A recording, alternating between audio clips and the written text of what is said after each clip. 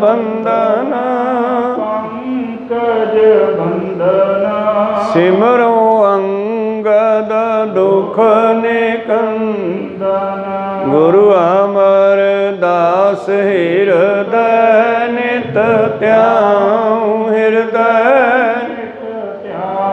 श्री गुरु रामदास गुण गुरु अर्जन विघ्नन के नाशक विघ्नन के नाश श्री हरि गोविंद सुमत पर श्री हरि राय नमो कर जोरी नमो श्री हरि कृष्ण मनाऊं गुरु तेग बहादुर परम कृपाला परम कृपाला श्री गुरु गोविंद सिंह मिसाला करो तारा पर पुन पुन सीसा पुन पुन सीसा बंदो बार बार जगदीसा एक ओंकार सतगुरु तेह प्रसाद सच वाहिगुरु जी की फतेह है विघ्न विनाशन सोई वाहिगुरु जी की फतेह है विनाशन सोई दोहरा महाप्रयोग बने तुम करता विघ्न न परे चहु गण हरता मंगल आद पुन बहुदान कर दे बन है काज सिद्ध थान वाहिगुरु जी का खालसा वाहिगुरु जी की फतेह। आओ गुरु प्यारे गुरु सवारे सत्संगी जनो रोजाना की तरह पातशाह जी की अपार किरपा बख्शिश का सदका पिछले पहरों के दीवान सजाते हुए आप जी गुरु चरणों विखे हाजरियां लवा रहे हो। आओ लड़ीवार इतिहास की कथा विचार नाल जुड़ना करिए जी। पिछले दिनी आपां विचारां सरवण कर रहे सी जिस वेले धन धन श्री गुरु गोबिंद सिंह महाराज जी ने सलाह की चंडी प्रगट करन दी और एक ब्राह्मण केशव दास ते काली दास इन्हां ने लोकां में जिहड़ा भरम पाया होया सी बई चंडी देवी प्रगट कर लो वो तुहाडी बड़ी मदद करेगी। ते सतगुरु पातशाह जी ने सिखां दे मन विचों ये भरम कढ़ण वास्ते प्रैक्टिकल के रूप विच करके दिखाउणा कीता और लगभग मना मूही समग्री लखां रुपइयां दी 1 लाख की समग्री आई आ जिहड़े नैणे दे टिल्ले दे उत्ते हवन कुंड बना के उहदे विच हवन करना शुरू किया पर हजे तक कोई देवी प्रगट नहीं हुई। समा बतीत हुंदा गया रहा। अखीर एक दिन पंडित केशव दास कहंदा महाराज 5 पहर तो बहुत ज़्यादा है क्योंकि पातशाह तो अणथक हैं पर पंडित केशव दास थकन लग पिया। पहला 5 पहर सारा दिन बैठे हवन करी जाना मंत्र पढ़ी जाने पंडित ने सतगुर ने विच समग्री पाई जानी। अखीर वो थक गया कहना जी इन्ना टाइम तो बहुत ज़्यादा आप तो थोड़े ही ला लिया करिए। कहने किन्ना क लाउणा फिर कहने आपां नूं 1.25 पहर बहुत है। एक दिन 1.25 पहर सवेरे सवेरे हवन करके ते सतगुरु शिकार खेडण चले गए। शिकार खेड के जब वापस आए तो उन्होंने नाल सिखां ने बहुत सारे मरे हुए जानवर जिहड़े हन हाथी उपर लदे हुए हैं जिन्हों देख करके पंडित केशव दास बड़ा हैरान होया। तो सतगुरु पातशाह जी नूं कहन लगे महाराज तुसीं किड्डा वड्डा काम विढी बैठे हो। देवी नूं प्रगट करन वास्ते वड्डा प्रयोग आरंभ किया होया आपां ਤੇ ਇਸ ਕੰਮ ਦੇ ਲਈ ਸਾਨੂੰ ਹਿੰਸਾ ਨਹੀਂ ਕਰਨੀ ਚਾਹੀਦੀ, ਜੀਵ ਹੱਤਿਆ ਨਹੀਂ ਕਰਨੀ ਚਾਹੀਦੀ। ਤੁਸੀਂ ਤਾਂ ਇੰਨੇ ਜਾਨਵਰਾਂ ਦੀ ਹੱਤਿਆ ਕਰ ਦਿੱਤੀ ਹੈ। ਸਤਿਗੁਰੂ ਪਾਤਸ਼ਾਹ ਕਹਿੰਦੇ ਫਿਰ ਕੀ ਹੋ ਜਾਵੇਗਾ? ਕਹਿੰਦੇ ਸ਼ਿਕਾਰ ਖੇਡਣ ਦੇ ਨਾਲ ਤਾਂ ਮਹਾਰਾਜ ਫਿਰ ਜੀਵ ਹੱਤਿਆ ਹੁੰਦੀ ਹੈ ਤੇ ਦੇਵੀ ਪ੍ਰਗਟ ਨਹੀਂ ਹੋਣੀ। ਸਤਿਗੁਰਾਂ ਨੇ ਕੀ ਜਵਾਬ ਦਿੱਤਾ? ਆਓ ਇਹ ਵਿਚਾਰ ਆਪਾਂ ਕਥਾ 'ਚੋਂ ਆਰੰਭ ਕਰਕੇ ਸਰਵਣ ਕਰਦੇ ਹਾਂ। ਉਸ ਤੋਂ ਪਹਿਲਾਂ ਆਪਣੀਆਂ ਤੇ ਦਾਸਾਂ ਦੀਆਂ ਗੁਰੂ ਚਰਨਾਂ ਵਿੱਚ ਲਵਾਓ ਹਾਜ਼ਰੀਆਂ। ਗੁਰੂ ਕਾ ਬਖਸ਼ਿਆ ਫਤਿਹ ਦਾ ਨਾਰਾ ਕਰੋ ਬੁਲੰਦ ਗੱਜ ਕੇ ਆਖੋ ਜੀ ਵਾਹਿਗੁਰੂ ਜੀ ਕਾ ਖਾਲਸਾ ਵਾਹਿਗੁਰੂ ਜੀ ਕੀ ਫਤਿਹ। ਦੋਹਰਾ ਮਹਾਪ੍ਰਯੋਗ ਬਨੇ ਤੁਮ ਕਰਤਾ, ਬਿਘਨ ਨਾ ਪਰੈ ਚਾਹੋ ਗਨ ਹਰਤਾ।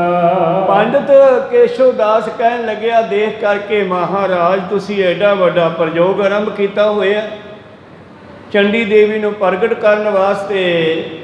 ਅਸੀਂ ਚਾਹੁੰਦੇ ਹਾਂ ਇਹਦੇ ਵਿੱਚ ਕੋਈ ਵਿਘਨ ਨਾ ਪਵੇ ਜੇ। ਮੰਗਲ ਆਦ ਪੁੰਨ ਬਹੁਦਾਨ, ਕਰ ਵੀ ਬਨਹਿ ਕਾਜ ਸਿਧ ਠਾਨ। ਔਰ ਸਾਡਾ ਇਹ ਕਾਰਜ ਤਾਂ ਹੀ ਸਿੱਧ ਹੋ ਸਕਦੇ ਜੀ ਆਪਾਂ ਖੁਸ਼ੀ ਖੁਸ਼ੀ ਬਹੁਤ ਸਾਰਾ ਦਾਨ ਪੁੰਨ ਕਰੀਏ, ਤਾਂ ਜਾ ਕੇ ਕਿਤੇ ਚੰਡੀ ਪ੍ਰਗਟ ਹੋਵੇਗੀ। ਪਰ ਮਗਨ ਮ੍ਰਿਗਨ ਪੰਛੀਨ ਕਾਇਓ, ਨਾਹਕ ਹਿੰਸਾ ਕਰਮ ਕਮਾਇਓ। ਆਹ ਤਾਂ ਤੁਸੀਂ ਬਿਲਕੁਲ ਹੀ ਉਲਟ ਕੰਮ ਕੀਤਾ ਮਹਾਰਾਜ।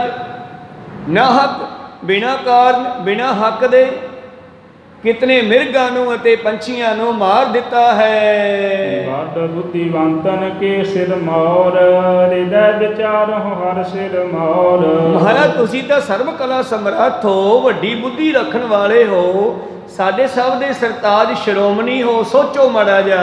ਸਭ ਜੀਵਨ ਮਹਿ ਵਿਆਪਿਓ ਸੋਈ, ਜਿਤਕ ਜਗਤ ਦੀਖਤ ਸਭ ਕੋਈ। ਮਹਾਰਾਜ ਦੇਖੋ ਜਿਤਨੀ ਸੰਸਾਰ ਦੇ ਵਿੱਚ ਆਪਾਂ ਨੂੰ ਜੀਵਨ ਦਿਖਾਈ ਦਿੰਦਾ ਹੈ, ਜਿਤਨੇ ਜੀਵ ਜੰਤੂ ਦਿਸਦੇ ਹਨ, ਹਿੰਸਾ ਕਰਨੀ ਨਾਹਿਨ ਨੀਕੀ, ਜੋ ਤੁਮ ਕਰੀ ਖਗਨ ਮ੍ਰਿਗ ਜੀ ਕੀ। ਤੇ ਮਹਾਰਾਜ ਸਾਰਿਆਂ ਦੇ ਵਿੱਚ ਕਹਿੰਦਾ ਪਰਮੇਸ਼ਰ ਦਾ ਵਾਸਾ ਹੈ, ਇਸ ਕਰਕੇ ਸਾਨੂੰ ਜੀਵ ਹੱਤਿਆ ਨਹੀਂ ਕਰਨੀ ਚਾਹੀਦੀ। ਜਿਹੜੀ ਤੁਸੀਂ ਆ ਕਰਕੇ ਆਏ ਹੋ ਪਸ਼ੂ ਤੇ ਪੰਛੀ ਮਾਰ ਲਿਆਏ। ਮੈਂ ਚਾਹੋ ਹੋਏ ਪੂਰ ਪ੍ਰਯੋਗ, ਨਾਹੇ ਤਾਂ ਕਰੈ ਹਾਸ ਸਭ ਲੋਗ। ਮਹਾਰਾਜ ਆਪਣਾ ਮਖੌਲ ਉਡਾਉਣਗੇ ਲੋਕ, ਕਿਉਂਕਿ ਤੁਹਾਡੇ ਇਹ ਸ਼ਿਕਾਰ ਖੇਡਣ ਦੇ ਨਾਲ ਜਿਹੜਾ ਹੈ ਸਾਡਾ ਪ੍ਰਯੋਗ ਸਫਲਾ ਨਹੀਂ ਹੋਣਾਗਾ, ਦੇਵੀ ਪ੍ਰਗਟ ਨਹੀਂ ਹੋਣੀ। ਇਸ ਕਰਕੇ ਮੈਂ ਤਾਂ ਇਹ ਕਹਿਣਾ ਕਿ ਤੁਸੀਂ ਆ ਸ਼ਿਕਾਰ ਨਾ ਖੇਡਣ ਜਾਇਆ ਕਰੋ।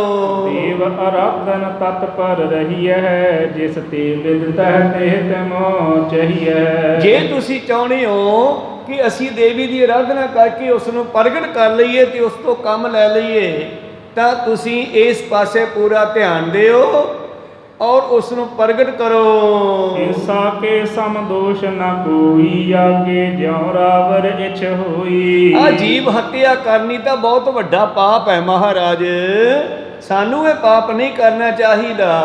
ਅੱਗੇ ਤੁਹਾਡੀ ਮਰਜ਼ੀ ਆ। ਕਥਾ ਕਰੋ ਮਨ ਸਮਝ ਵਿਚਾਰੋ, ਮਮ ਬਚ ਭਲੋ ਗੁਰੂ ਨਿਰਧਾਰੋ। ਅੱਗੇ ਵੀ ਤੁਹਾਡੀ ਮਰਜ਼ੀ ਹੈ, ਮੇਰਾ ਤਾਂ ਫਰਜ਼ ਸੀ ਕਹਿਣ ਦਾ। ਅੱਗੇ ਮੰਨਣਾ ਜਾਂ ਨਾ ਮੰਨਣਾ ਇਹ ਤੁਹਾਡੀ ਇੱਛਾ ਹੈ। ਸੁਣ ਕਰ ਦੇ ਜਿਬਰ ਕੀ ਅਸ ਬੈਨ, ਮਨ ਮੁਰਝਾਨੋ ਕਰਨਾ ਨੈਨ। ਭਾਵੇਂ ਕਿ ਮੇਰੇ ਪ੍ਰੀਤਮ ਸਰਵ ਕਲਾ ਸਮਰੱਥ ਹੈ, ਪਰ ਇਸ ਬ੍ਰਾਹਮਣ ਕੇਸ਼ਵ ਦਾਸ ਕਾਲੀ ਦਾਸ ਵਰਗਿਆਂ ਦੀ ਜਿਹੜੀ ਇਹਨਾਂ ਨੇ ਲੋਕਾਂ 'ਚ ਭਰਮ ਪਾਇਆ ਹੋਇਆ ਵੀ ਦੇਵੀ ਨੂੰ ਪ੍ਰਗਟ ਕਰੋ ਜੀ, ਦੇਵੀ ਸ਼ਕਤੀ ਜਿਹੜੀ ਹੈ ਸਾਡੀ ਮਦਦ ਕਰੇਗੀ। ਸਤਿਗੁਰਾਂ ਨੇ ਸਿੱਖਾਂ ਦੇ ਵਿੱਚ ਕਿਹੜੀ ਗੱਲ ਪ੍ਰਗਟ ਕਰਨੀ ਹੈ, ਇਹ ਤੁਹਾਨੂੰ ਇਸ ਕਥਾ ਦੇ ਐਂਡ ਤੇ ਜਾ ਕੇ ਪਤਾ ਲੱਗੇਗਾ ਵੀ ਅਸਲ ਵਿੱਚ ਜਿਹੜੀ ਹੈ ਦੇਵੀ ਉਹ ਕਿਹੜੀ ਹੈ, ਜਿਹੜੀ ਸਾਡਾ ਰਕਸ਼ਾ ਕਰ ਸਕਦੀ ਹੈ, ਉਹ ਕਿਹੜੀ ਦੇਵੀ ਆ। ਤਾਂ ਕਹਿਣ ਲੱਗੇ ਮਹਾਰਾਜ ਤੁਹਾਨੂੰ ਜੀਵ ਹੱਤਿਆ ਨਹੀਂ ਸੀ ਕਰਨੀ ਚਾਹੀਦੀ, ਇਹ ਤਾਂ ਬਹੁਤ ਮਾੜਾ ਹੋਇਆ। ਸਤਿਗੁਰੂ ਜਾਣ ਬੁੱਝ ਕੇ ਮੁਰਝਾਏ ਜੇ ਚਿਹਰੇ ਵਾਂਗੂ ਦਇਆ ਦੇ ਵਿੱਚ ਆ ਕੇ ਆਪਣੇ ਸਿੱਖਾਂ ਨੂੰ ਕਹਿੰਦੇ, ਸਭ ਸੁਖਟਨ ਸੋ ਬਚਨ ਬਖਾਨਾ, ਕਰ ਦੇਹੁ ਮ੍ਰਿਗ ਖਗ ਬੰਧਨ ਹਾਨਾ। ਉਹਨੂੰ ਜਾਨਵਰ ਬੰਨੇ ਹੋਏ ਸਨ ਗੁਰੂ ਪਿਆਰਿਓ। ਪਾਤਸ਼ਾਹ ਸਿੱਖਾਂ ਨੂੰ ਕਹਿੰਦੇ ਐ ਕਰੋ, ਇਹਨਾਂ ਸਾਰੇ ਪੰਛੀਆਂ ਨੂੰ ਜਾਨਵਰਾਂ ਨੂੰ ਖੋਲ ਦਿਓ। ਪੰਡਤ ਕੋ ਪਰਮੋਦ ਹਮ ਰਾਖਨ, ਕਹਿਓ ਮਾਨੀਐ ਕਰ ਅਵਿਲਾਖਨ। ਔਰ ਜਦੋਂ ਸਿੱਖਾਂ ਨੇ ਕਿਹਾ ਕਿ ਇਸ ਪੰਡਤ ਦੀ, ਸਤਿਗੁਰੂ ਪਾਤਸ਼ਾਹ ਕਹਿੰਦੇ ਇਸ ਪੰਡਤ ਦਾ ਮਨ ਵੀ ਰੱਖਣਾ ਪੈਣਾ ਭਾਈ, ਕਿਉਂਕਿ ਜਿਵੇਂ ਕਹੂਗਾ ਉਵੇਂ ਕਰਨਾ। ਅਸੀਂ ਕੋਈ ਵੀ ਐਸਾ ਕੰਮ ਨਹੀਂ ਕਰਨਾ ਜਿਸ ਨੂੰ ਪੰਡਤ ਨੂੰ ਔਖਾ ਲੱਗੇ, ਕੇਸ਼ਵ ਦਾਸ ਨੂੰ, ਤੇ ਕੱਲ੍ਹ ਨੂੰ ਇਹ ਬਹਾਨਾ ਬਣਾਵੇ ਜੀ ਤੁਹਾਡੀ ਤਾਈਓ ਦੇਵੀ ਪ੍ਰਗਟ ਨਹੀਂ ਹੋਈ, ਤੁਸੀਂ ਆ ਜੀਵ ਹੱਤਿਆ ਕੀਤੀ ਹੈ, ਇਹਨਾਂ ਪੰਛੀਆਂ ਨੂੰ ਖੋਲ ਦਿਓ। ਸਤਿਸ਼ਨ ਭਟਨ ਛੋਰ ਜਗ ਦੀਏ, ਮਰੇ ਉਤੇ ਸਮੁਦਾਇ ਸੋਜੀਏ। ਕਹਿੰਦੇ ਸਿੱਖਾਂ ਨੇ ਜਦੋਂ ਪੰਛੀ ਤੇ ਉਹ ਜਾਨਵਰ ਖੁੱਲ੍ਹੇ ਛੱਡ ਦਿੱਤੇ ਨਾ, ਖੋਲ ਦਿੱਤੇ, ਤੇ ਉਹ ਸਾਰੇ ਉੱਡਣ ਲੱਗੇ। ਪੰਛੀ ਆਕਾਸ਼ਾਂ ਨੂੰ ਉੱਡ ਗਏ ਜਿਉਂਦੇ ਹੋ ਕੇ, ਤੇ ਮਿਰਗ ਜਿਹੜੇ ਸਨ ਭੱਜਣ ਵਾਲੇ ਜੰਗਲੀ ਜਾਨਵਰ ਉਹ ਭੱਜ ਗਏ ਜੀ। ਉਹ ਉੱਡ ਚੜੇ ਆਕਾਸ਼ ਮਝਾਰਾ, ਕੋ ਦੌਰੇ ਭੋਪ ਪਰ ਦਰ ਧਾਰਾ। ਜਿਹੜੇ ਉੱਡਣ ਵਾਲੇ ਸੀ ਉਹ ਆਕਾਸ਼ਾਂ ਨੂੰ ਚੜ੍ਹ ਗਏ, ਤੇ ਜਿਹੜੇ ਚਾਰ ਪੈਰ ਵਾਲੇ ਚੁਪਾਏ ਸਨ ਮਿਰਗ ਆਦਿ ਉਹ ਭੱਜ ਗਏ, ਕੋਈ ਖੱਬੇ ਕੋਈ ਸੱਜੇ। ਕੇ ਚਿਤ ਬਾਏ ਕੇ ਚਕਦਾਏ, ਦਾਏ ਧਾਏ ਜਨ ਜੀਵਤ ਕਹਿ ਲਿਆਏ। ਇਸ ਤਰ੍ਹਾਂ ਇਹ ਜਾਨਵਰ ਆਏ ਭੱਜ ਗਏ ਜਿਵੇਂ ਕਿਸੇ ਨੇ ਫੜੇ ਹੋਏ ਛੱਡ ਦਿੱਤੇ ਹੋਣ। ਕੇਸ਼ਵ ਅਵਿਲੋਕਤ ਬਿਸਮਾਇਓ, ਧਨ ਧਨ ਕਹਿ ਜਸ ਬਿਰਦਾਇਓ। ਹੁਣ ਸਤਿਗੁਰਾਂ ਦਾ ਸ਼ਿਕਾਰ ਖੇਡਣਾ ਤੇ ਆਮ ਮਨੁੱਖ ਦਾ ਸ਼ਿਕਾਰ ਖੇਡਣਾ ਬਹੁਤ ਉੱਚ ਫਰਕ ਹੈ। ਸਤਿਗੁਰੂ ਜੀਵਾਂ ਦਾ ਉਧਾਰ ਕਰਨ ਵਾਸਤੇ ਮਾਤਲੋਕ ਵਿੱਚ ਆਏ ਹਨ, ਪਰ ਗੁਰੂ ਪਿਆਰਿਓ ਸੰਸਾਰ ਜਿਹੜਾ ਜੀਵ ਦੇ ਸਵਾਦਾਂ ਪਿੱਛੇ ਜੀਵ ਹੱਤਿਆ ਕਰਦਾ, ਜਿਹੜਾ ਜੀਵ ਦੇ ਸਵਾਦਾਂ ਪਿੱਛੇ ਜੀਵ ਹੱਤਿਆ ਕਰਦਾ, ਉਹਦੇ ਵਾਸਤੇ ਭਾਵੇਂ ਪਾਪ ਹੋ ਸਕਦਾ ਹੈ, ਪਰ ਸਤਿਗੁਰਾਂ ਵਾਸਤੇ ਨਹੀਂ। ਜਦੋਂ ਸਾਰੇ ਜਾਨਵਰ ਜਿਉਂਦੇ ਹੋ ਕੇ ਕਹਿੰਦੇ ਭੱਜ ਗਏ, ਤਾਂ ਪੰਡਤ ਕੇਸ਼ਵ ਦਾਸ ਬੜਾ ਹੈਰਾਨ ਹੋਇਆ ਔਰ ਪੈਰੀ ਪੈ ਗਿਆ, ਕਹਿੰਦਾ ਧੰਨੋ ਮਹਾਰਾਜ, ਤੁਸੀਂ ਤਾਂ ਸਤਿਗੁਰ ਮੇਰਾ ਮਾਰਜ ਵਾਲੀ ਗੱਲ ਕਰ ਦਿੱਤੀ ਹੈ, ਜੋ ਬਾਣੀ ਦੇ ਵਿੱਚ ਲਿਖਣਾ ਕੀਤਾ ਸਤਿਗੁਰਾਂ ਨੇ। ਤੁਸੀਂ ਤਾਂ ਬੜੇ ਮਹਾਨ ਹੋ, ਸਰਬ ਖਲਾ ਸਮਰੱਥ ਹੋ, ਤੁਸੀਂ ਹੀ ਜੀਵਾਂ ਨੂੰ ਮਾਰਨ ਵਾਲੇ ਤੇ ਪੈਦਾ ਕਰਨ ਵਾਲੇ ਪਰਮੇਸ਼ਰ ਹੋ। ਪੂਰਨ ਪੁਰਖ ਇਹੋ ਸਮਰੱਥ, ਮਾਰਨ ਜੀ ਬਾਲਨ ਤੁਮ ਸਭ ਹੱਥ। ਤੁਸੀਂ ਤਾਂ ਪੂਰਨ ਪੁਰਖ ਹੋ ਮਹਾਰਾਜ, ਜੀਵਾਂ ਨੂੰ ਮਾਰਨਾ ਤੇ ਜਿਉਂਦੇ ਕਰਨਾ ਇਹ ਸਭ ਤੁਹਾਡੇ ਹੱਥ ਵਿੱਚ ਹੈ ਜੀ। ਮੈਂ ਨਹਿ ਜਾਣ ਸਕਿਓ ਵਸ ਦੇਵ, ਜਗਤ ਈਸ਼ ਤੁਮ ਦੇਵਨ ਦੇਵ। ਮਹਾਰਾਜ ਮੈਨੂੰ ਕੀ ਪਤਾ ਸੀਗਾ ਕਿ ਤੁਸੀਂ ਇੰਨੀ ਪਾਵਰ ਰੱਖਦੇ ਹੋ, ਤੁਸੀਂ ਤਾਂ ਮੁਰਦੇ ਜਿਉਂਦੇ ਵੀ ਕਰ ਸਕਦੇ ਹੋ। ਤੁਹਾਡੇ ਵਿੱਚ ਤੇ ਪਰਮੇਸ਼ਰ ਵਿੱਚ ਕੋਈ ਫਰਕ ਨਹੀਂ ਹੈਗਾ ਜੀ। ਯਥਾ ਜੋਗ ਰਾਵਰ ਗੁਰਿਆਈ, ਮਾਨੈ ਬੈਨ ਦਾਸ ਸਮੁਦਾਈ। ਮਹਾਰਾਜ ਤੁਹਾਡੀ ਗੁਰਿਆਈ ਵਾਕਿਆ ਹੀ ਜਥਾ ਜੋਗ ਹੈ, ਵਾਕਿਆ ਹੀ ਤੁਸੀਂ ਗੁਰਿਆਈ ਦੇ ਲਾਇਕ ਹੋ, ਗੁਰਤਾ ਗੱਦੀ ਤੇ ਬਿਰਾਜਮਾਨ ਹੋ। ਸਾਰੇ ਦਾਸ ਤੁਹਾਡੇ ਬਚਨ ਮੰਨਦੇ ਹਨ। ਕਿਉ ਨਹਿ ਸਿੱਖ ਕੋ ਕਸ਼ਟ ਮਿਟਾਵੋ, ਅੰਤਕ ਦੁਖ ਤੇ ਅੰਤ ਬਚਾਵੋ। ਮਹਾਰਾਜ ਇਸ ਕਰਕੇ ਤੁਸੀਂ ਆਪਣੇ ਸਿੱਖਾਂ ਦੇ ਜ਼ਰੂਰ ਦੁੱਖਾਂ ਨੂੰ ਦੂਰ ਕਰਦੇ ਹੋ। ਤੁਸੀਂ ਕਿਉਂ ਨਹੀਂ ਮਿਟਾਓਗੇ ਆਪਣੀ ਸਿੱਖ ਸੰਗਤਾਂ ਦੇ ਦੁੱਖਾਂ ਨੂੰ, ਅੰਤ ਸਮੇਂ ਵੀ ਸਹਾਇਤਾ ਕਰੋਗੇ। ਪੁੰਨ ਪਾਪ ਕੋ ਲਗੈ ਨ ਲੇਸ਼ੂ, ਨਰ ਲੀਲਾ ਠਾਨੋ ਜਗਤੇਸ਼ੂ। ਮਹਾਰਾਜ ਮੈਂ ਭੁੱਲ ਗਿਆ ਹਾਂ, ਤੁਸੀਂ ਤਾਂ ਮਨੁੱਖਾਂ ਵਾਲੀ ਲੀਲਾ ਕਰ ਰਹੇ ਹੋ ਤੇ ਖੁਦ ਪਰਮੇਸ਼ਰ ਹੋ ਦੁਨੀਆ ਦੇ ਵਿੱਚ ਆਏ ਹੋਏ। ਇਹ ਤੁਹਾਡੀ ਲੀਲਾ ਹੈ, ਤੁਹਾਡੇ ਕੌਤਕ ਹਨ। ਇਸ ਪਰ ਕਿਰਪਾ ਆਪ ਕੀ ਹੋਏ, ਪ੍ਰਭ ਸਰੂਪ ਤੁਮ ਜਾਣੈ ਸੋਏ। ਤਾਂ ਅੱਜ ਪੰਡਿਤ ਕੇਸ਼ਵ ਦਾਸ ਨੂੰ ਪਤਾ ਲੱਗਿਆ ਕਿ ਗੁਰੂ ਗੋਬਿੰਦ ਸਿੰਘ ਜੀ ਕੋਈ ਮਨੁੱਖ ਨਹੀਂ ਹਨ, ਖੁਦ ਪਰਮੇਸ਼ਰ ਦੁਨੀਆ ਵਿੱਚ ਆਏ ਹਨ। ਜਿਵੇਂ ਬਾਣੀ ਵਿੱਚ ਬਾਬੇ ਨਾਨਕ ਜੀ ਦੇ ਬਾਰੇ ਪਹਿਲੇ ਜੋਤ ਬਾਰੇ ਲਿਖਿਆ, ਆਪ ਨਰੈਣ ਕਲਾ ਧਾਰ ਜਗ ਮੈਂ ਪਰਵਰਿਓ, ਨਿਰੰਕਾਰ ਆਕਾਰ ਜੋਤ ਜਗ ਮੰਡਲ ਕਰਿਓ ਦੇ ਮਹਾਵਾਕ ਅਨੁਸਾਰ ਪੰਡਿਤ ਕੇਸ਼ਵ ਦਾਸ ਪੈਰੀ ਪੈ ਗਿਆ। ਕਹਿੰਦਾ ਵਾਹ ਮਹਾਰਾਜ, ਮੈਨੂੰ ਨਹੀਂ ਪਤਾ ਸੀ। ਇਹ ਤਾਂ ਜਿਨ੍ਹਾਂ ਤੇ ਤੁਹਾਡੀ ਕਿਰਪਾ ਹੁੰਦੀ ਹੈ ਉਹੀ ਤੁਹਾਨੂੰ ਜਾਣ ਸਕਦਾ ਹੈ। ਜਿਸੈ ਜਨਾਏ ਸੋ ਜਨ ਜਾਣੈ, ਨਾਨਕ ਹਰਿ ਗੁਣ ਆਖ ਬਖਾਣੈ। ਇਸ ਕਰਕੇ ਮਹਾਰਾਜ ਪਹਿਲਾਂ ਮੈਨੂੰ ਨਹੀਂ ਸੀ ਪਤਾ, ਪਰ ਆਹ ਕੀ ਕੌਤਕ, ਜਿਹੜੇ ਜੀਵਾਂ ਦਾ ਸ਼ਿਕਾਰ ਕਰਕੇ, ਜਿਨ੍ਹਾਂ ਨੂੰ ਮਾਰ ਕਰਕੇ ਲੈ ਆਏ ਸੀ ਸ਼ਿਕਾਰ ਖੇਡਦੇ ਹੋਏ, ਪੰਡਤ ਦੇ ਕਹਿਣ ਤੇ ਪਾਤਸ਼ਾਹ ਨੇ ਛਡਵਾ ਦਿੱਤੇ, ਤੇ ਛੱਡਦਿਆਂ ਹੀ ਉਹ ਜਾਨਵਰ ਜਿਉਂਦੇ ਹੋ ਕੇ ਭੱਜ ਗਏ। ਤੇ ਪੰਡਤ ਹੈਰਾਨ ਹੋਇਆ ਹੈ ਜੀ। ਤਬ ਨਿਸਚਾ ਮੇਰੇ ਮਨ ਆਇਓ, ਧਰਮ ਹੇਤ ਤਨ ਕੋ ਤੁਮ ਪਾਇਓ। ਹੁਣ ਪਤਾ ਲੱਗਿਆ ਕਿ ਤੁਸੀਂ ਮਾਤਲੁਕ ਵਿੱਚ ਕਿਸ ਕੰਮ ਲਈ ਆਏ ਹੋ। ਉਹਦਾ ਖੁਦ ਵੀ ਕਿਹਾ ਬਾਣੀ ਦੇ ਵਿੱਚ, ਸਮਝ ਲਿਓ ਸਾਧੂ ਸਾ ਮਨ ਮੰਗ, ਯਾਹੀ ਕਾਜ ਧਰਹਮ ਜਨਮੰ, ਧਰਮ ਚਲਾਵਨ ਸ਼ਾਂਤੀ ਉਭਾਰਨ, ਦੁਸ਼ਟ ਸਵਨ ਕੋ ਮੂਲ ਉਪਾੜਨ। ਮੈਂ ਧਰਮ ਨੂੰ ਕਾਇਮ ਕਰਨ ਵਾਸਤੇ, ਦੁਸ਼ਟਾਂ ਦੀਆਂ ਜੜ੍ਹਾਂ ਪੱਟਣ ਵਾਸਤੇ ਤੇ ਨਾਮ ਜਪਣ ਵਾਲਿਆਂ ਦੀ ਸੰਤਾਂ ਦੀ ਮਦਦ ਕਰਨ ਦੇ ਲਈ ਆਉਣਾ ਕੀਤਾ ਹੈ। ਪੰਡਿਤ ਕੇਸ਼ਵ ਦਾਸ ਵੀ ਕਹਿੰਦੇ ਹੁਣ ਮੰਨ ਗਿਆ ਸੁਨ ਜੀ। ਪ੍ਰਭ ਕਹਿਓ ਤੁਮ ਹੈ ਅਨੁਸਾਰੀ ਕਰਮ ਕਰਨ ਸਭ ਹਮ ਉਮਤਾਰੀ। ਮਹਾਰਾਜ ਅਸੀਂ ਤਾਂ ਤੁਹਾਡੇ ਅਨੁਸਾਰ ਹਾਂ, ਹੁਣ ਜਿਵੇਂ ਤੁਸੀਂ ਕਹੋਗੇ ਅਸੀਂ ਉਵੇਂ ਕਰਾਂਗੇ। ਜੇ ਤੁਮ ਕਹੋ ਇਹ ਲੱਗੈ ਨ ਆਛੇ ਨਹੀਂ ਕਦਾਚਿਤ ਹਮ ਕਹੋ ਬਾਛੀ। ਮਹਾਰਾਜ ਜੇ ਤੁਸੀਂ ਕਹੋ ਕਿ ਮੇਰੇ ਬਚਨ ਚੰਗੇ ਨਹੀਂ ਹਨ, ਅਸੀਂ ਤੁਹਾਨੂੰ ਨਹੀਂ ਕਹਾਂਗੇ, ਜਿਵੇਂ ਤੁਹਾਨੂੰ ਚੰਗਾ ਲੱਗਦਾ ਉਵੇਂ ਕਰੋ। ਸੁਰਹਰ ਖਾਏ ਗਇਓ ਨਿਜ ਡੇਰੇ ਹਿਰਦੈ ਵਿਚਾਰ ਕਰਤ ਬਹੁ ਤੇਰੇ। ਔਰ ਪੰਡਿਤ ਕੇਸ਼ਵ ਦਾਸ ਸਤਿਗੁਰਾਂ ਦੇ ਕੋਲੋਂ ਕਹਿੰਦੇ ਉੱਠ ਕਰਕੇ ਫਿਰ ਆਪਣੇ ਡੇਰੇ ਭਾਵ ਤੰਬੂ ਵਿੱਚ ਚਲੇ ਆ ਗਏ ਆ। ਸੋਚਦਾ ਹੋਇਆ ਇਸ ਜਗ ਮੈਂ ਧਨ ਪਾਵਨ ਯਾਦ ਇਨ ਤੇ ਬਨੈ ਮੋਹਿ ਅਹਲਾਦ। ਔਰ ਸੋਚਦਾ ਜਾ ਰਿਹਾ ਹੈ ਕਿ ਇਸ ਘਰ ਤੋਂ ਮੈਨੂੰ ਬਹੁਤ ਮਾਇਆ ਤੇ ਸੁੱਖ ਮਿਲਣਗੇ, ਕਿਉਂਕਿ ਉਹਦਾ ਮਕਸਦ ਇਹੀ ਹੈ ਕਿ ਕੋਈ ਮੈਥੋਂ ਦੇਵੀ ਪ੍ਰਗਟ ਕਰਨ ਵਾਸਤੇ ਮੰਤਰ ਪੜ੍ਹਾਵੇ ਤੇ ਫਿਰ ਮੈਂ ਉਸ ਤੋਂ ਪੈਸੇ ਲਵਾਂ। ਧੰਨ ਗੁਰੂ ਨਾਨਕ ਗੁਰੂ ਗੋਬਿੰਦ ਸਿੰਘ ਮਹਾਰਾਜ ਜੀ ਨੂੰ ਵੀ ਇਸ ਨੇ ਲੱਖ ਰੁਪਈਆ ਦਕਸ਼ਨਾ ਕਹੀ ਹੈ, ਤੇ ਲੱਖ ਰੁਪਏ ਦੀ ਸਮੱਗਰੀ ਜਿਹੜੀ ਹੈ ਉਹ ਇਕੱਠੀ ਕੀਤੀ ਆ, ਗੱਡੀਆਂ ਤੇ ਲੈ ਕੇ ਆਂਦੀ ਹੈ, ਦੇਸੀ ਘਿਓ ਤੇ ਸਾਰੀ ਸਮੱਗਰੀ, ਚੰਦਨ ਕੇਸਰ ਬਹੁਤ ਕੁਝ ਇਕੱਠਾ ਕੀਤਾ, ਗਿਣਤੀ ਤੋਂ ਬਾਹਰ ਹੈ। ਉਹ ਸਾਰੇ ਸਮਾਨ ਦਾ ਜਿਹੜਾ ਹੈ ਗੁਰੂ ਪਿਆਰਿਓ ਹਵਨ ਹੋ ਰਿਹਾ ਹੈ। ਔਰ ਪੰਡਤ ਦੇ ਕਹਿਣ ਮੁਤਾਬਕ ਪਾਤਸ਼ਾਹ ਕਹਿੰਦੇ ਚੰਗਾ ਫਿਰ ਦੇਵੀ ਪ੍ਰਗਟ ਕਰਕੇ ਦਿਖਾ ਭਲਾ ਕਿਵੇਂ ਹੁੰਦੀ ਹੈ। ਅੱਜ ਪੰਡਤ ਕੇਸ਼ਵ ਦਾਸ ਇਹ ਕੌਤਕ ਦੇਖ ਕੇ ਬੜਾ ਹੈਰਾਨ ਹੋਇਆ ਹੈ। ਕਹਿੰਦਾ ਮਹਾਰਾਜ ਤੁਸੀਂ ਤਾਂ ਅਬਨਾਸੀ ਹੋ। ਦੁਤੀਏ ਜਸ ਪਾਵ ਅਬਿਨਾਸੀ ਜਿਤ ਕਿਤ ਜਗ ਮਹਿ ਸੁਖ ਰਿਸ ਗੁਰ ਸਿੱਖ ਰਾਸੀ। ਹੁਣ ਇਹ ਕਹਿੰਦਾ ਮੈਂ ਇਸ ਘਰ ਦੇ ਨਾਲ ਜੁੜਿਆ ਰਵਾਂ, ਭਾਵ ਸਿੱਖ ਜਿਹੜੇ ਹਨ ਜਾਂ ਗੁਰੂ ਜਿਹੜਾ ਮੈਨੂੰ ਮੰਨੇ ਵੀ ਇਹ ਪੰਡਿਤ ਬਹੁਤ ਚੰਗਾ ਹੈ ਔਰ ਇਸ ਘਰ ਤੋਂ ਮੈਨੂੰ ਪੈਸਾ ਵੀ ਬਹੁਤ ਮਿਲੇਗਾ, ਫਿਰ ਜਿਹੜੇ ਸਿੱਖ ਇਸ ਘਰ ਨਾਲ ਜੁੜੇ ਹੋਏ ਨੇ ਉਹਨਾਂ ਦੇ ਕੋਲੋਂ ਵੀ ਮੈਨੂੰ ਪੈਸਾ ਮਿਲਦਾ ਰਹੇਗਾ, ਮਾਇਆ ਮਿਲਦੀ ਰਹੇਗੀ। ਤ੍ਰਿਤੀਏ ਸੰਗ ਨਾਮ ਜੋ ਮੇਰਾ ਰਹੇ ਸਦਾ ਫਿਰ ਜਗਤ ਵੱਡੀਰਾ। ਤੀਸਰਾ ਜਦੋਂ ਗੁਰੂ ਸਾਹਿਬ ਨੂੰ ਕੋਈ ਯਾਦ ਕਰੇਗਾ ਉਹਨਾਂ ਨਾਲ ਦੁਨੀਆ ਮੈਨੂੰ ਵੀ ਯਾਦ ਕਰੇਗੀ। ਇਨ ਕੀ ਕਥਾ ਕਰੈ ਕਬ ਜੇਈ ਜਗਦੰਬਾ ਜਗ ਮੈਂ ਬਿਦ ਤੇਈ। ਕਹਿਣ ਲੱਗਿਆ ਜਦੋਂ ਕੋਈ ਇਹ ਕਥਾ ਕਰੇਗਾ ਜਗਦੰਬਾ ਭਾਵ ਚੰਡੀ ਦੇਵੀ ਨੂੰ ਪ੍ਰਗਟ ਕਰਨ ਦੀ, ਕਹਾ ਨਾਮ ਮੇਰੋ ਵਰਨੈਗੇ ਲੋਕ ਹਜ਼ਾਰਾਂ ਸੁਣੈ ਭਣੈਗੇ। ਹਜ਼ਾਰਾਂ ਲੋਕ ਸੁਣਨਗੇ ਤੇ ਹਜ਼ਾਰਾਂ ਗਾਉਣਗੇ, ਲੋਕ ਮੇਰਾ ਵੀ ਨਾਮ ਲਿਆ ਕਰਨਗੇ ਉਸ ਵੇਲੇ। ਨਿਸ਼ਚੈ ਅਸ ਤੁਝ ਕੋ ਗੁਰ ਨੰਦ ਜੋ ਸੋ ਜਸ ਬਿਦਤ ਜਿਮ ਪੂਰਨ ਚੰਦ। ਵਾਕਿਆ ਹੀ ਗੁਰੂ ਗੋਬਿੰਦ ਸਿੰਘ ਪਰਮੇਸ਼ਰ ਦਾ ਪੁੱਤਰ ਹੈ, ਧੁਰੋਂ ਆਇਆ ਹੋਇਆ, ਔਰ ਜਿਵੇਂ ਇਹਦਾ ਜਸ ਫੈਲ ਰਿਹਾ ਹੈ ਦੁਨੀਆ ਵਿੱਚ ਪੂਰਨਮਾਸ਼ੀ ਦੇ ਚੰਦਰਮਾ ਦੀ ਤਰ੍ਹਾਂ। ਮਨ ਪਰ ਲੋਕ ਵਿਖੈ ਸੁਖ ਪਾਏ ਸਕਲ ਰੀਤ ਕੀ ਕਰਹਿ ਸਹਾਈ। ਔਰ ਜਿਵੇਂ ਇੱਥੇ ਸੁੱਖ ਮਿਲਣਗੇ ਪਰਲੋਕ ਦੇ ਵਿੱਚ ਵੀ ਇਹ ਮੇਰੀ ਸਹਾਇਤਾ ਕਰਨਗੇ।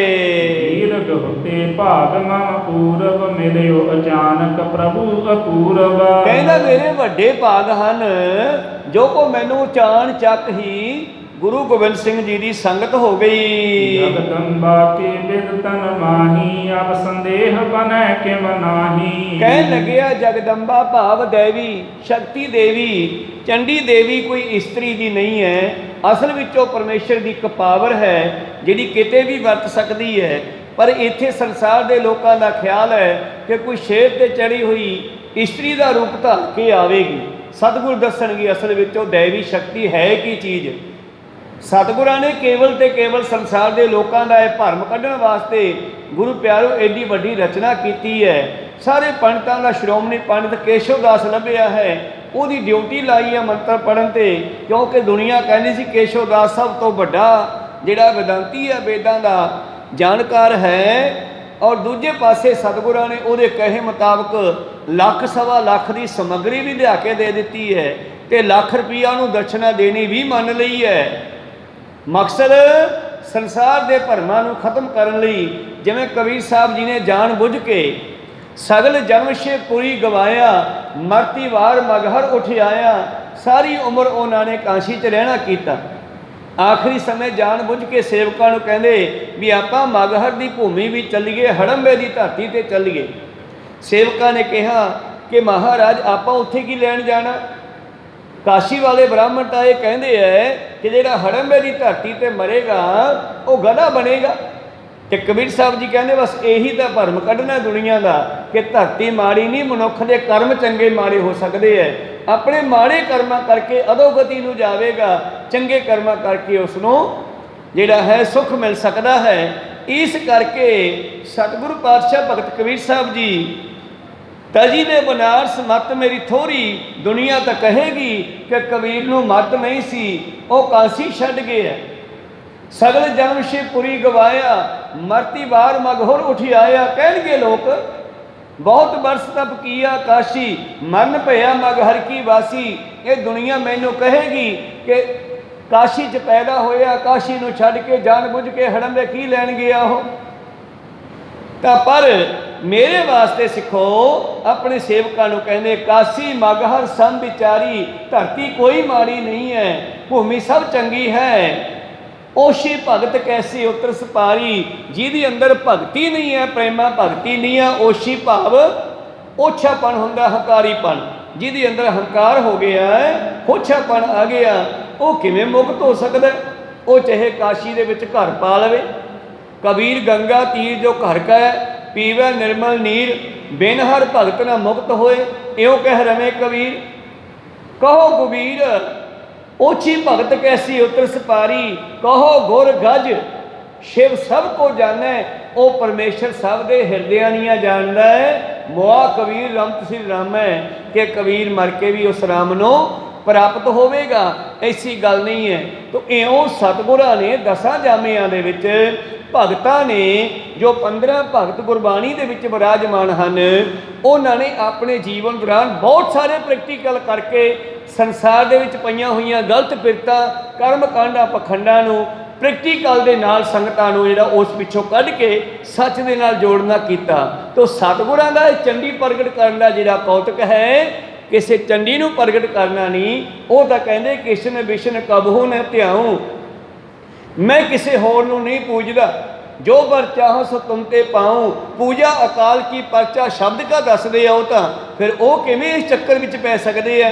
ਹਾਂ, ਪੈਣਾ ਪਿਆ ਇੱਕ ਪ੍ਰੈਕਟੀਕਲ ਕਰਨ ਵਾਸਤੇ, ਦੁਨੀਆ ਨੂੰ ਦੱਸਣ ਵਾਸਤੇ ਬਈ ਅਸਲ ਵੀ ਸ਼ਕਤੀ ਕਿਹੜੀ ਹੈ। ਉਹ ਮੇਰੇ ਪ੍ਰੀਤਮ ਜੀ ਕਹਿੰਦੇ ਹਰ ਲੀਲਾ ਕੇ ਹੋਏ ਅਨਸਾਰੀ, ਮੋਹ ਜਸ ਦੈਨ ਆਦ ਕ੍ਰਿਤਕਾਰੀ। ਪੰਡਿਤ ਕੇਸ਼ਵ ਦਾਸ ਸੋਚ ਰਿਹਾ ਹੈ ਕਿ ਅਸਲ ਦੇ ਵਿੱਚ ਨਰ ਲੀਲਾ ਕਰਦਾ ਹੋਇਆ ਪਰਮੇਸ਼ਰ ਗੁਰੂ ਗੋਬਿੰਦ ਸਿੰਘ ਬਣ ਕੇ ਆਇਆ ਹੈ, ਔਰ ਮੈਨੂੰ ਵੀ ਇਸ ਦਾ ਫਲ ਪ੍ਰਾਪਤ ਹੋਵੇਗਾ, ਮੈਨੂੰ ਵੀ ਦੁਨੀਆ ਵਿੱਚ ਸਿਫਤ ਹੋਵੇਗੀ। ਜਿੱਥੇ ਦੁਨੀਆ ਗੁਰੂ ਗੋਬਿੰਦ ਸਿੰਘ ਨੂੰ ਯਾਦ ਕਰੇਗੀ, ਉੱਥੇ ਨਾਲ ਇਹ ਵੀ ਕਹਿਣਗੇ ਕੇਸ਼ਵ ਦਾਸ ਨੇ ਚੰਡੀ ਪ੍ਰਗਟ ਕਰ ਦਿੱਤੀ। ਪਰ ਇਹ ਨਹੀਂ ਪਤਾ ਵੀ ਹੋਈ ਹੈ ਕਿ ਨਹੀਂ, ਅੱਗੇ ਚੱਲ ਕੇ ਦੇਖਦੇ ਹਾਂ। ਮਦ ਜਿੰਦਰ ਆਨੰਦ ਬਿਲੰਦ, ਕਰਤ ਵਿਚਾਰਨ ਕਿਤ ਮੁਕੰਦ। ਇਉਂ ਪੰਡਿਤ ਕੇਸ਼ਵ ਦਾਸ ਸੋਚਦਾ ਆਪਣੇ ਤੰਬੂ ਦੇ ਵਿੱਚ ਚਲਿਆ ਗਿਆ ਜੀ। ਸਾ ਭਈ ਕਰ ਖਾਨ ਰੂਪਾਨ, ਸੁਪਤ ਜਥਾ ਸੁਖ ਕਿਰਪਾ ਨਿਧਾਨ। ਰਾਤ ਪੈ ਗਈ ਹੈ, ਪ੍ਰਸ਼ਾਦਾ ਪਾਣੀ ਛਕਿਆ, ਸਾਰੇ ਆਰਾਮ ਕਰਦੇ ਹਨ। ਜਾਮ ਜਾਮਨੀ ਤੇ ਉਠ ਜਾਗੇ, ਸੌਚ ਇਸ਼ਨਾਨ ਕਰਨ ਤਬ ਲਾਗੇ। ਤੋ ਪਹਿਰ ਰਾਤ ਰਹਿੰਦੀ ਲਗਭਗ ਸਾਰੇ ਹੀ ਉੱਠ ਖੜਦੇ ਐ, ਸਾਰੇ ਉੱਠੇ, ਇਸ਼ਨਾਨ ਆਦਿ ਕੀਤਾ ਸਭ ਨੇ। ਕੇਸ਼ਵ ਦਾਸ ਅਰੂੜ ਚਪਾਨ, ਨੈਣਾ ਦੇਵੀ ਕੀਨ ਪਿਆਨ। ਤਾਂ ਗੁਰੂ ਪਿਆਰਿਓ, ਅੰਮ੍ਰਿਤ ਵੇਲੇ ਕੀ ਹੋਇਆ ਕਿ ਸਤਿਗੁਰੂ ਪਾਤਸ਼ਾਹ ਜੀ ਤਿਆਰ ਪ੍ਰਤਿਆਰ ਹੋਏ। ਵਿਪਰ ਹਕਾਰਿਓ, ਵਿਪਰ ਹਕਾਰਿਓ ਸੰਗ ਮਿਲਾਏ, ਚੜ੍ਹਤ ਰੰਗ ਗਮਨੇ ਸਮੁਦਾਏ। ਸਤਿਗੁਰੂ ਪਾਤਸ਼ਾਹ ਵੀ ਤਿਆਰ ਹੋ ਗਏ ਹਨ ਗੁਰੂ ਪਿਆਰਿਓ, ਤੇ ਆਪਣੇ ਨਾਲ ਘੋੜੇ ਤੇ ਸਵਾਰ ਹੋ ਕੇ ਪੰਡਤ ਕੇਸ਼ਵ ਦਾਸ ਨੂੰ ਸੱਦਿਆ ਵੀ ਆ ਚੱਲੀਏ ਜਿੱਥੇ ਹਵਨ ਕਰ ਰਹੇ ਆ ਉੱਚੇ ਟਿੱਲੇ ਤੇ, ਜੋ ਕਿ ਇੱਕ ਨੈਣਾ ਨਾਮ ਦਾ ਪਹਾੜੀਆ ਹੋਇਆ, ਉਹਦਾ ਟਿੱਲਾ ਸੀਗਾ। ਬਾਅਦ ਵਿੱਚ ਉੱਥੇ ਮੰਦਿਰ ਬਣ ਗਿਆ ਨੈਣਾ ਦੇਵੀ ਦੇ ਕਰਕੇ, ਉਹ ਮਸ਼ਹੂਰ ਹੋ ਗਿਆ। ਅਸਲ ਵਿੱਚ ਉੱਥੇ ਸਤਿਗੁਰਾਂ ਨੇ ਇਹ ਪ੍ਰੈਕਟੀਕਲ ਕੀਤਾ ਸੀ। ਕੇਸ਼ਵ ਦਾਸ ਅਰੂੜ